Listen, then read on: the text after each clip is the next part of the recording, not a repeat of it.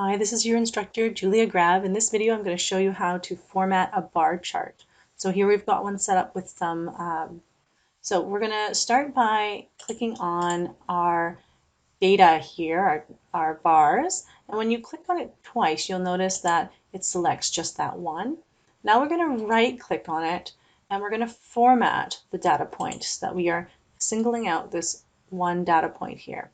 This opens the formatting options here. And what we're going to do is we're going to fill all of our data bars here so that they're different colors. So let's start by filling the first bar, our delicious apple data point, with sort of an orange accent 2 option. And click on the next, and let's fill that with blue. Next here, we will fill with the green, accent 6, darker 50%. And then finally, the Macintosh Apple data point will fill with the gold accent 4, 50% darker. Let's increase the size now of all of our labels in this chart so that we can see them properly. So clicking on our left-hand side here to select our labels for the types of apples, go under Home and increase the font size to 16, press Enter, and make them bold. We'll do the same for the data here underneath.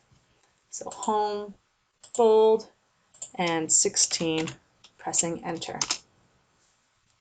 And the title, again, bold and 16.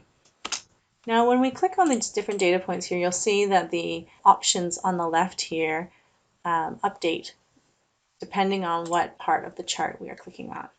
So we're going to add an element to this chart, and that element is going to be an axis title.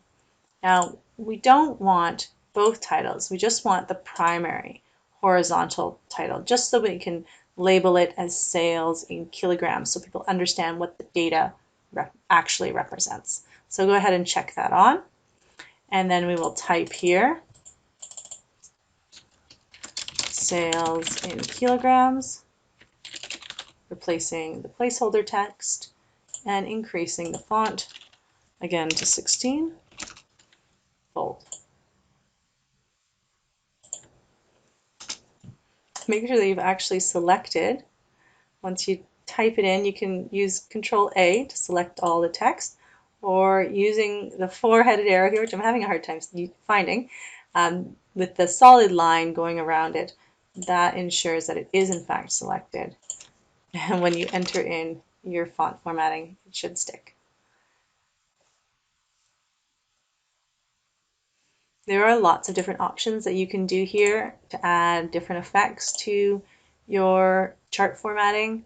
Feel free to click through them and give it a try in different formats to see what they look like and what they do. Also, you can toggle on different elements such as data labels. Will actually pin the value on the bar itself. It's not required for this exercise, but it is really important to play around with these options so you can understand what each of them mean. I'll see you in the next video.